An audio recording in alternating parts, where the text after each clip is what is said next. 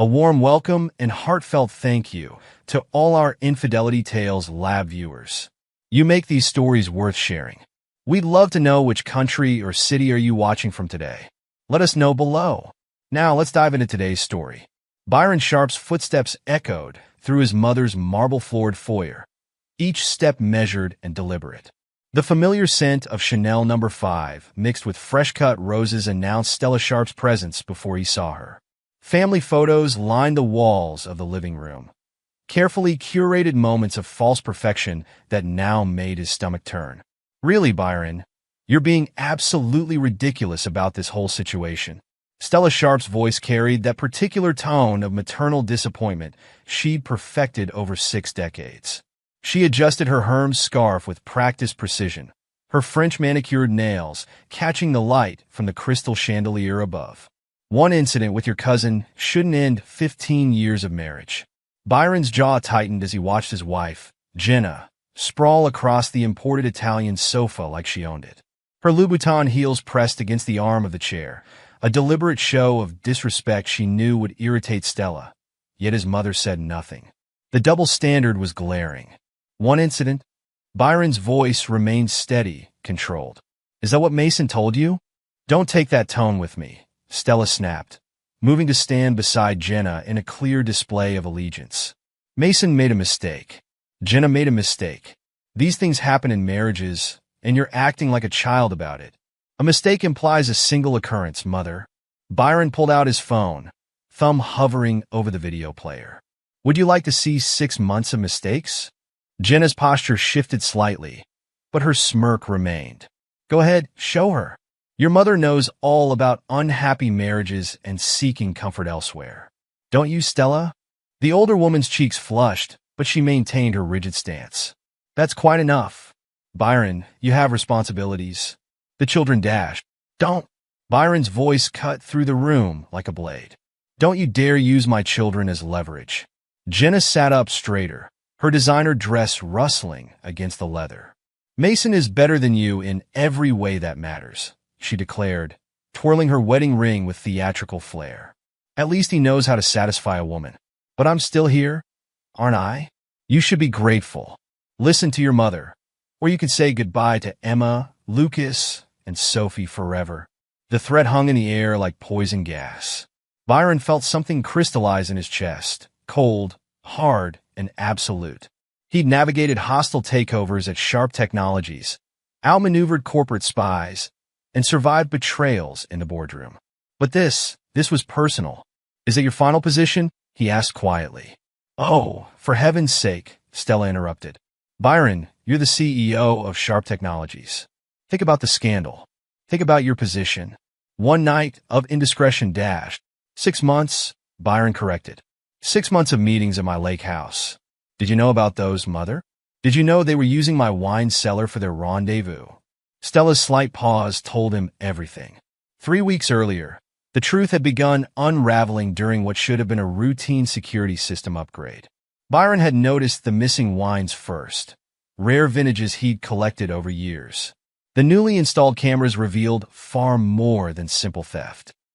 Ryan Wyatt sat across from Byron in the secure conference room at Sharp Technologies, his laptop displaying multiple video feeds. As head of security, Ryan had seen his share of corporate espionage, but this was different. Personal. Play it again, Byron commanded, his expression unreadable. The footage showed Jenna entering the lake house, checking her reflection in the hallway mirror. Minutes later, Mason arrived. Their greeting was far too familiar, too practiced. There's more, Ryan said, his voice grim. The financial audit you requested? We found something interesting. He pulled up a series of spreadsheets. They created a shell company, Mason Sharp Consulting. Been siphoning funds for months. Look at the dates. Byron studied the numbers, his analytical mind fitting pieces together. The timing coincides with Mother's new estate planning. That's not all. Ryan hesitated. We found a cloud drive. There are documents. Allegations. They've been building a case, Byron. False abuse claims, manufactured evidence, witness statements from your mother's social circle. They're planning to use your history of childhood therapy against you. Byron's fingers drummed against the mahogany table. Mother's influence, with the family court judges. Judge Warren Choi specifically, Ryan confirmed. Your mother's golf partner. The plan seems to be to ensure Jenna gets full custody. The offshore accounts are already set up. The CEO of Sharp Technologies leaned back, his mind already formulating counter-strategies. Who else knows about this? Just my most trusted team. Garcia in IT, Thompson in financial forensics. No one else. Keep it that way. Byron stood, straightening his suit jacket. I need everything documented. Every video, every transaction, every communication. Triple redundancy on secure servers. Ryan nodded, then asked carefully, the children? Priority 1, Byron stated. Give me everything on the best schools in Denver. Property listings 2, high-security buildings. And Ryan? Have Garcia monitor all communication between Jenna, Mason, and my mother. I want to know every move they make. Later that week, Byron sat in his sister Toni Cole's kitchen, watching her review the evidence he'd gathered. Her hands shook slightly as she read the fabricated abuse allegations.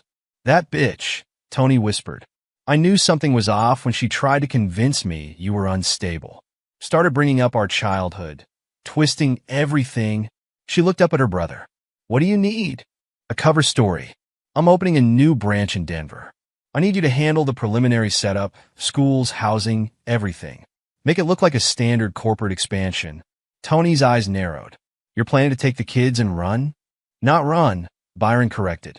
Strategically relocate. With full documentation of their mother's criminal activities and conspiracy to commit fraud. Mom will fight you on this. Mother lost the right to any input when she helped them set up offshore accounts for my own money. Byron's voice was steel. Are you with me? Tony reached across the table, gripping his hand. Always, little brother. Those kids deserve better than a mother who'd use them as pawns. The next 2 weeks moved like a corporate takeover, methodical, precise, each step carefully documented. Byron arranged new schools for Emma, Lucas, and Sophie, ensuring their transcripts would transfer smoothly. The house in Denver was purchased through a series of legitimate business transactions. Its security system, a state-of-the-art masterpiece. He watched Jenna at breakfast each morning, noting how she checked her phone constantly, unaware that every message to Mason was being logged. She played with the children, helped with homework, maintained the facade of devoted mother while plotting their removal from his life. Emma, his 12-year-old, noticed the tension. She had her father's insight, catching the subtle shifts in family dynamics. Lucas, 10 and already showing signs of his father's technological aptitude, remained absorbed in his coding projects. 7-year-old Sophie continued to fill the house with artwork, blissfully unaware of the storm brewing. One evening, as Byron reviewed the latest documentation from Ryan, Sophie wandered into his home office. Daddy, she clutched her favorite stuffed giraffe. Are you and Mommy fighting? Byron set aside his tablet, lifting his daughter onto his lap. Sometimes adults have disagreements, sweetheart. But I promise you, everything I do is to protect you, Lucas, and Emma. Like a superhero? He smiled, the first genuine one in weeks. Something like that. How would you feel about a new adventure? A new house, maybe one with a pool? Sophie's eyes lit up. Really? Can Mr. Spots have his own room? She held up the giraffe. Mr. Spots can have whatever he wants. Byron hugged her close, inhaling the sweet scent of her shampoo. We just have to keep it a secret for now, okay? Like a surprise party. I'm good at secrets, Sophie declared proudly. Later that night, Byron received a text from Ryan. Final documentation secured. Judge Choi's previous cases involving your mother found the connection. Garcia intercepted emails about emergency custody orders. They're planning to move soon. Byron smiled in the darkness of his study. They thought they were the predators, using his mother's influence and their manufactured evidence to strip him of everything that mattered. They hadn't counted on facing a man who'd built an empire by anticipating his opponent's moves. Let them plot in country clubs and wine cellars. He'd learned long ago that the most dangerous man in any room was the one who smiled while his enemies celebrated their imagined victory. Tomorrow, Jenna and his mother would have their weekly dinner at the Metropolitan Club. Tomorrow, while they clinked glasses and refined their schemes, the Sharp children would board a private jet to their new life. A life free from manipulation, where truth, sharp and clean as a surgeon's blade, would cut away the cancer of betrayal. Byron closed his laptop, the final pieces of his counter-strategy falling into place. In the game of corporate acquisitions, timing was everything. In the protection of his children, timing was the only thing. The family photos on his desk caught his eye, moments frozen in time, before the facade cracked. He turned them face down, one by one, leaving only a single frame upright. His 3 children at the lake house last summer, their smiles genuine, their futures still untainted by adult betrayals. Game on, he whispered to the empty room. In his mother's elegantly appointed living room, Byron refocused on the present moment. Jenna was still smirking, his mother still radiating disapproval, both so confident in their power over him. They had no idea that their weapons, threats of custody battles, judicial influence, manufactured evidence, were already neutralized. Well, Stella demanded, are you going to be reasonable about this? Byron straightened his tie, a gesture that had become his trademark before closing major business deals. I think we're done here. He turned to leave, then paused. Oh, and Jenna? You might want to check the vintage on that wine you and Mason have been enjoying. The 82 Bordeaux you opened last week? It was a fake. I switched the real ones out months ago. The flash of rage that crossed Jenna's face was almost worth the price of the wine. Almost. As Byron walked out of his mother's house, his phone buzzed with a message from Ryan. Denver property secured. Schools processed transfer paperwork. Jet fueled and ready. Operation Sharp Truth is go. Tomorrow couldn't come fast enough. The Metropolitan Club's valet recognized Jenna Sharp's Tesla, offering a practice smile as she handed over her keys. Inside, Stella Sharp already occupied their usual Thursday table, martini in hand. The crystal chandelier cast dancing shadows across the white tablecloth as Jenna slid into her seat. Byron's being difficult, Stella announced, signaling the waiter for Jenna's usual champagne. But he'll come around. He always does. Neither woman noticed the discreet camera in the corner, recently upgraded by Sharp Technology security team. Neither suspected that their weekly strategy session was being monitored by Ryan Wyatt's most trusted personnel. Across town, Byron Sharp's private jet waited on the tarmac. Captain James Miller, a decade-long employee of Sharp Technologies, reviewed the flight plan that wouldn't be filed until they were safely in the air. The cabin crew had been handpicked and vetted by Ryan personally. Byron's Tesla pulled up to the private terminal, 3 excited children tumbling out. Emma, her 12-year-old composure slipping just slightly, helped Sophie with her backpack while Lucas clutched his tablet. Dad, is this really about the new office?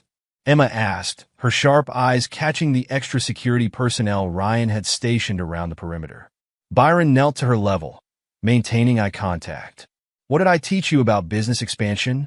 Always verify your intelligence before making a move, she recited, a small smile playing at her lips. Exactly. Byron squeezed her shoulder. Sometimes the best moves aren't the most obvious ones. Sophie bounced past them, her stuffed giraffe swinging wildly. Dad! Dad! Does the new house really have a pool? Can Mr. Spots learn to swim? The house has everything we need, Byron assured her, catching Lucas's knowing look. His son had been unusually quiet lately, observing the tension with their mother's increasingly erratic behavior. As they boarded, Ryan's voice came through Byron's earpiece. Jenna and your mother just ordered appetizers. Garcia's monitoring their phones. No suspicions yet. Acknowledged. Byron guided his children up the jet stairs. Status on the Denver team?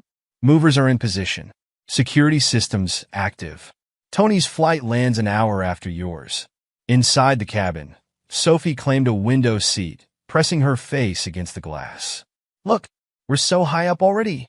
We haven't taken off yet, silly, Lucas corrected, but his usual eye roll carried a hint of affection. He settled into his seat, pulling up research about his new school's robotics program. Emma watched their father stow their carry-ons, her expression thoughtful. Mom usually comes on family trips, she observed carefully. Byron met his daughter's gaze. Sometimes protecting family means making hard decisions. Like when you moved my trust fund last month? A flash of pride crossed Byron's face. Of course she'd noticed. Exactly like that. Captain Miller's voice came over the intercom. "Mr. Sharp, we're cleared for takeoff. Weather in Denver looks perfect." The jet lifted smoothly into the evening sky, banking west. Sophie squealed with delight as the city shrank beneath them, while Lucas finally looked up from his tablet to watch the sunset paint the clouds in gold.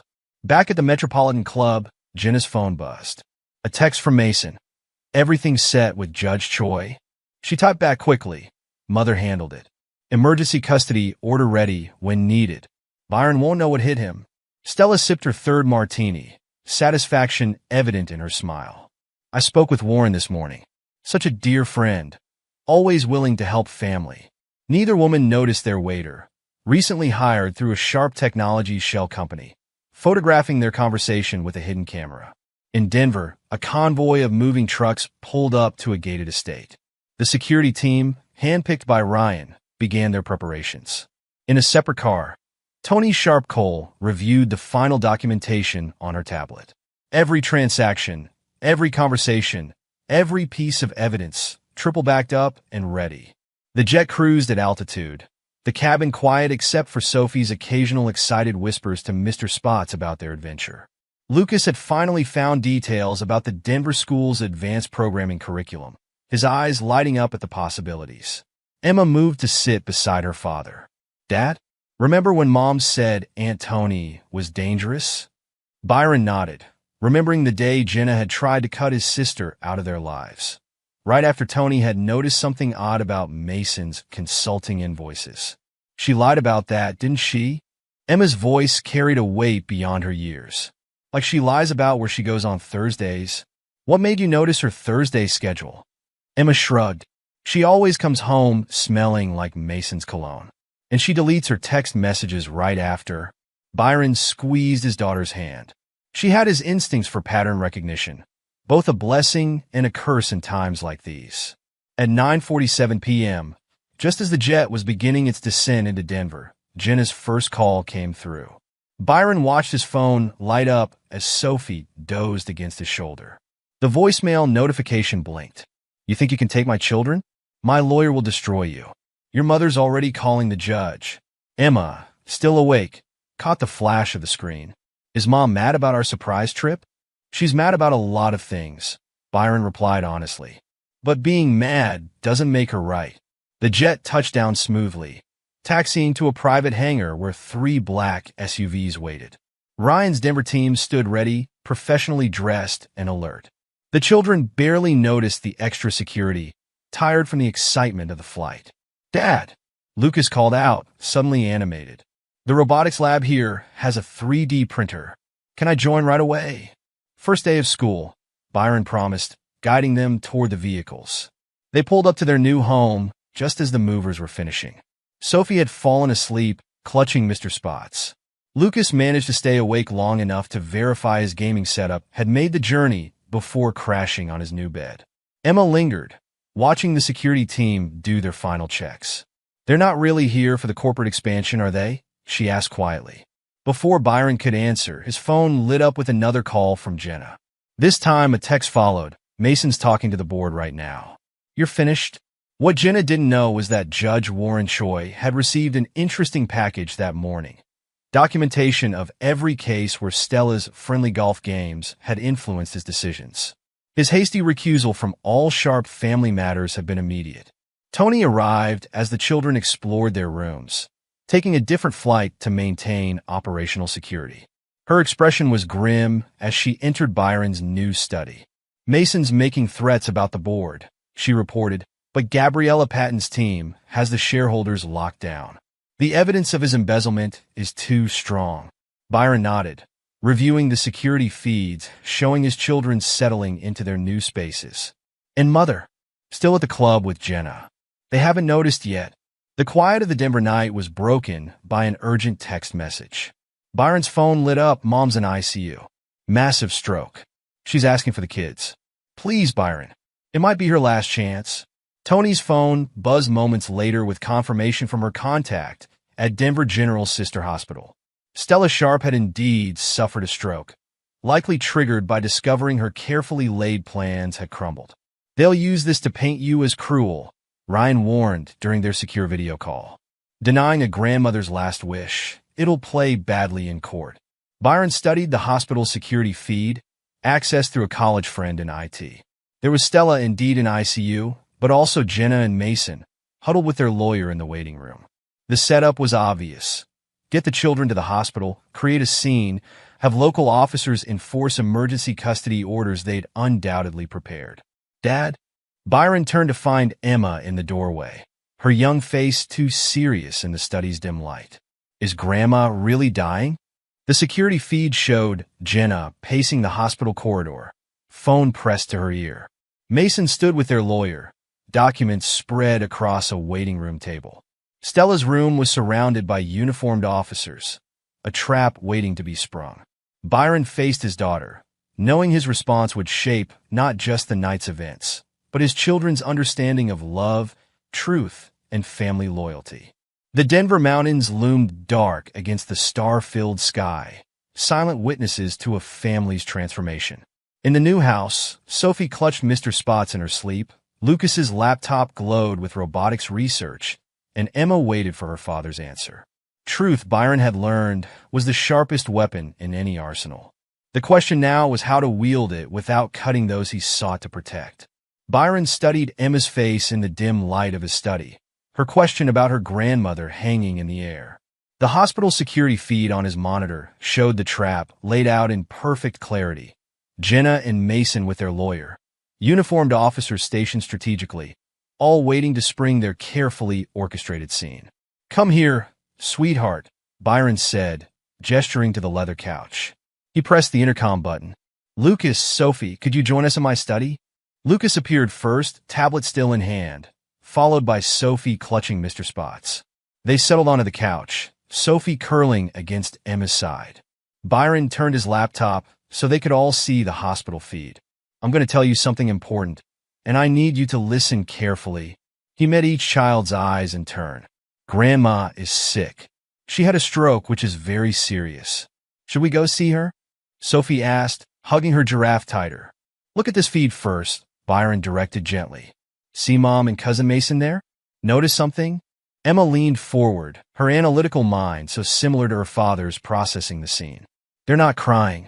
They're not even worried. They're planning something." "Exactly." Byron pulled up a carefully curated selection of text messages and photos. Sometimes adults try to use emotions to manipulate others, even children. "What do you see here?" Emma's eyes widened as she read. "Like when Mom said we couldn't see Aunt Tony anymore because she was dangerous. But that wasn't true. Aunt Tony caught her with Cousin Mason, didn't she?" Lucas looked up from the screen, his face hardening with understanding. "They're trying to trick us into going to the hospital?" "Yes." Byron watched Sophie's confusion, measuring his next words. "Remember when we talked about how some people use lies to get what they want?" Sophie nodded solemnly. "Like when Tommy at school said he'd be my friend if I gave him my lunch money. Similar concept, bigger stakes." Byron pulled up another window, showing the officers positioned in the hospital corridors. "They're waiting to create a scene, to use Grandma's condition to hurt our family. But she's really sick?" Emma pressed. "Yes, she is, and we'll handle that appropriately." Byron's voice carried the same tone he used in board meetings when setting non-negotiable terms. "I'll arrange a video call with Grandma, but we'll do it safely, without anyone using it to hurt our family further." The next morning, Byron's network proved its worth. His hospital contacts arranged a supervised video call with Stella's ICU room. Dr. Corinne Olson, their new therapist, sat with them, while Denver's Family Services Department monitored the call, documenting everything. The large screen in Byron's home office flickered to life. Stella lay in her hospital bed, perfectly positioned to appear frail, yet somehow maintaining her manipulative presence. "My darlings," she began, voice trembling perfectly. "Grandma needs you here. Your mother misses you so much. Your father is being cruel." Emma sat straighter, her young shoulders squared. "Grandma, we saw the videos of you helping Mom and Mason steal from Dad's company. That's why you're really upset, isn't it? Because you got caught." In the hospital room, Stella's carefully crafted expression faltered. Lucas, typically quiet, found his voice. You told Mom to say, "Dad hurt us. We heard you on the recordings." "That was really mean, Grandma." Sophie, not fully understanding the complexities but grasping the core truth, added her piece. "You're not supposed to tell lies to hurt people. That's what Dr. Corinne says." The monitor showed Stella's blood pressure spiking, forcing the medical team to intervene and end the call. Through the hospital security feed, they watched Jenna and Mason in the waiting room, their faces twisted with rage as their carefully constructed plan crumbled. Dr. Olson made notes throughout the entire exchange. "The children's awareness and articulation of the manipulation attempts will be crucial documentation," she said quietly to Byron. In the waiting room, Jenna's mask finally cracked. The security feed captured her throwing a water pitcher across the room. "Those brats were supposed to cry for their grandmother," she snarled at Mason. "This is your fault. You said Byron would be too weak to fight back." Mason's response was lost as he kicked a chair, but the family services representative watched with particular interest. Documenting their reaction to the children's statements, she noted professionally, "This adds another layer to our assessment." Over the next 6 months, Byron orchestrated the complete dismantling of his opponent's schemes with the same precision he applied to corporate takeovers. The divorce proceedings became a masterclass in strategic warfare. Byron's legal team presented irrefutable evidence of Jenna and Mason's financial crimes. Sharp Technologies board, faced with proof of embezzlement that could have destabilized the company, fired Mason and initiated criminal charges. Jenna's carefully crafted image as a victim shattered when the recordings of her threats went public. The country club set she'd so carefully cultivated turned their backs, particularly after hearing her candid opinions of them in the Lake House recordings. "You really recorded everything?" Tony asked over dinner one evening, after another successful court hearing. "Everything," Byron confirmed, checking the security feed showing his children doing homework in the next room. The wine cellar cameras caught more than their affair. They discussed every aspect of their plans there, thinking it was their safe space. Stella's recovery from the stroke proved easier than her social recovery. Her country club friends, many of whom had suffered from her manipulations over the years, distanced themselves. The hospital incident, rather than garnering sympathy, exposed decades of emotional exploitation. The children, meanwhile, thrived in their new environment. Emma joined her school's debate team, channeling her understanding of truth and deception into powerful arguments. Lucas found his place in the robotics club, their state championship trophy sitting proudly on his desk. Sophie's art therapy sessions produced increasingly bright paintings, the dark colors of their past life absent from her new works. Dr. Olson's reports documented their progress. The children show remarkable resilience, largely due to their father's transparent handling of the situation. By treating them as capable of understanding complex truths, he's helped them process their mother's betrayal in healthy ways. Jenna's monthly supervised video calls became increasingly strained. Emma would sit ramrod straight, answering in clipped sentences. Lucas often brought his robotics work, responding without looking up. Sophie would draw during the calls, her artwork saying more than words. "She's not even trying to understand us," Emma observed after one particularly tense call. "She just keeps saying we're being cruel like Grandma did." Mason faced criminal charges for embezzlement, his arrogance finally meeting its match in a federal prosecutor who'd built her career on white-collar crime. His attempts to blame Byron backfired when the evidence showed years of systematic theft. Stella, humbled by her reduced circumstances, sent occasional cards that Byron placed unopened in a file marked legal evidence. Her social circle's dissolution hit harder than the stroke's physical effects. The hospital incident, instead of painting Byron as cruel, exposed her pattern of emotional manipulation to her last remaining defenders. The Denver house became more than a refuge. It became a home. The security systems, while state-of-the-art, blended seamlessly into the background. The children's laughter echoed through hallways no longer filled with tension. "Dad," Emma said one evening, watching a sunset paint the mountains in brilliant colors. "Remember when you showed us those security videos? That was the first time an adult treated us like we could handle the truth." Byron smiled, remembering his decision in that crucial moment. Sometimes the hardest truth is better than the kindest lie. Lucas, looking up from his latest robotics project, nodded. Like when you explained about Mom and Mason trying to take the company's money. Other adults would have just said they were having problems. Truth doesn't need fancy wrapping, Byron agreed, watching Sophie arrange her art supplies. Her latest painting showed their family, just the four of them, with Aunt Tony and Uncle Ryan's family nearby. No space remained for those who'd tried to destroy them. The grandfather clock in the hall, a new purchase, untainted by past associations, chimed softly. Through the window, the Denver skyline glittered like stars brought to earth. Byron looked at his family, redefined but stronger, and knew that running hadn't been an escape, but a strategic advance towards something better. A message lit up his phone. I understand now. I'm sorry. Stella. He marked it red, but didn't respond. Some bridges, once burned, should stay crossed only by acknowledgement of why they fell. As Sophie convinced everyone to play her new board game, Byron watched his children's easy laughter, their trust in each other and in him. They'd learned that family wasn't about blood or names or social standing. It was about choices, truth, and the courage to protect what matters most. The Sharp family began building new traditions that evening, their foundation no longer rooted in manipulation and deceit, but in the bedrock of honest love and earned trust. Through the window, the Denver mountains stood as silent guardians of their fresh start. The sharpest truth, Byron often told his children, is that love shouldn't need lies to survive. In their new life, surrounded by honest laughter and genuine affection, they proved this principle every day. In his study later that night, Byron reviewed the final security reports. Jenna's attempts to access the children's school records blocked. Mason's last appeal denied. Stella's social calendar empty. The elaborate trap they'd set, using his own mother's manipulation as their primary weapon, had become the instrument of their downfall. Emma knocked softly, entering with her debate tournament schedule.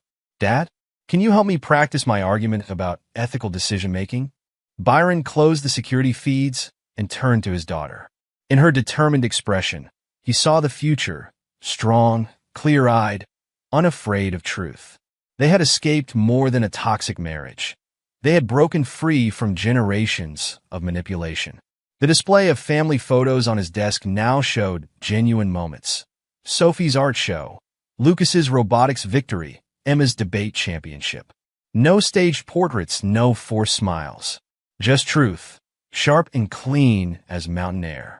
The sharpest truth had cut away the cancer of deceit, leaving behind something stronger, something real. In the end, that made all the difference. Epilogue. 5 years later. The Denver skyline had changed in the past 5 years, new towers reaching toward the mountains that remained eternally constant. Byron Sharp stood at his office window on the 42nd floor of the newly constructed Sharp Technologies headquarters, reviewing a familiar quarterly report on his tablet. Mason Sharp's parole hearing had been denied. Again, 3 years into a 7-year sentence for corporate fraud, Ryan Wyatt noted, settling into one of the leather chairs across from Byron's desk.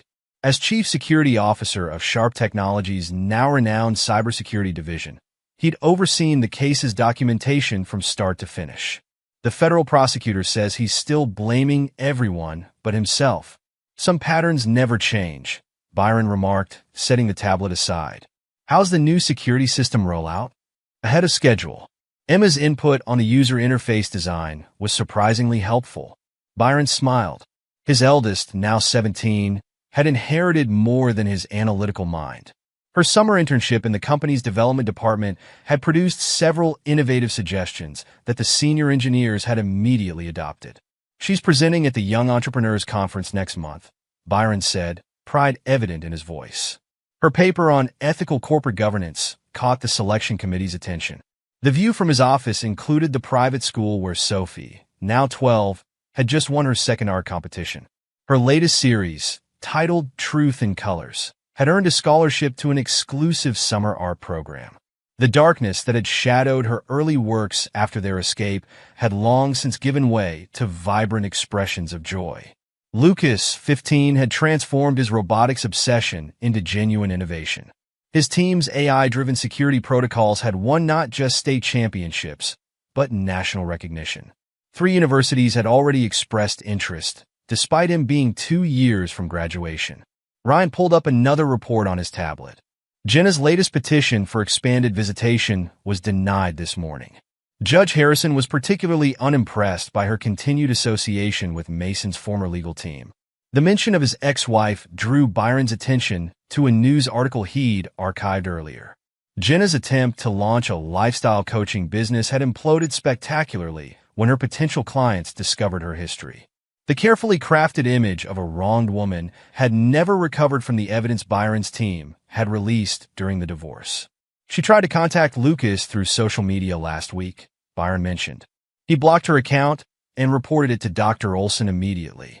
Smart kid? Ryan nodded. Speaking of social media, did you see Mason's sister's latest post? Apparently, he's still claiming the embezzlement was all Jenna's idea. Honor among thieves? Byron's laugh held no humor. Has Garcia tracked any more attempts to access our systems? 2 last month. Amateur stuff compared to their original schemes. Probably Mason trying to prove something from his prison computer lab time. Ryan checked another notification. Oh, and Stella's latest card arrived at the secure post box. Byron hadn't opened any of his mother's letters in 5 years, but he maintained the file meticulously. Each attempted contact was documented. Each manipulative plea preserved as evidence of patterns unchanged. Stella Sharp's social rehabilitation had never materialized. The stroke's physical effects had healed, but her reputation remained in tatters. Her former friends, many of whom had suffered from her machinations over the decades, had closed ranks permanently. The country club had quietly declined to renew her membership, citing standards of community behavior. The last Byron had heard, she'd moved to a smaller house in Florida, her reduced circumstances a constant reminder of her choices. Her occasional attempts to contact the children through intermediaries were met with the same institutional silence that greeted her letters. A knock at the office door preceded Tony's entrance. His sister, now Sharp Technologies' chief operating officer, carried her own tablet displaying market projections. The Richardson merger is ready for final approval, she announced, then smiled. But that's not why I'm here. Did Emma tell you about her college interviews? Harvard and Yale next week, Byron confirmed. She's considering their joint business and law program. Following in her father's footsteps? Ryan asked. Blazing her own trail, Byron corrected. Her thesis on detecting corporate manipulation strategies has already caught several deans' attention. Tony settled into the other chair. Lucas asked me to review his patent application for the new security algorithm. That boy's mind works in fascinating ways. Nature and nurture, Ryan observed. Speaking of which, my wife says Sophie's been discussing advanced art theory in their sessions. Ryan's wife, Dr. Sarah Wyatt, had taken over the children's therapy from Dr. Olson 2 years ago. Her specialization in art therapy had proven particularly beneficial for Sophie's continued emotional growth. The children's resilience still amazes me, Tony said softly. Remember when we worried about the impact of everything? Byron's mind flashed back to that night in Denver, showing his children the hospital security feeds, trusting them with truth when others would have hidden behind comfortable lies. That decision had set the tone for everything that followed. How's the foundation work going? Ryan asked Tony. The Sharp Truth Foundation, established 3 years ago, provided support and resources to families dealing with parental manipulation and financial abuse. Emma had helped design their youth outreach program, while Lucas contributed to their digital security protocols. We're opening 3 new advocacy centers next month, Tony reported. The waiting list for support services keep growing as more people recognize the patterns in their own families. Byron's phone buzzed with a message from Emma. Dad, Sophie's art teacher called. They want to feature her Family Bond series in the school's centennial exhibition. Can we discuss over dinner? These impromptu family dinners had become a cherished tradition. No matter how busy their schedules grew, they maintained this connection, this space for open discussion and genuine emotion. Mason tried to publish a memoir, Ryan mentioned, checking another alert. His ghostwriter quit after fact-checking the first chapter. Apparently, even professional writers have standards, The news brought no satisfaction to Byron. Mason's continued attempts to rewrite history had become sad echoes of his original arrogance. The former golden boy of the Sharp family now spent his days in a federal prison, his natural charm useless against concrete walls and documented evidence. Jenna's trajectory had followed a similar downward spiral. Her monthly supervised video calls had dwindled to quarterly interactions as the children grew old enough to choose their level of contact.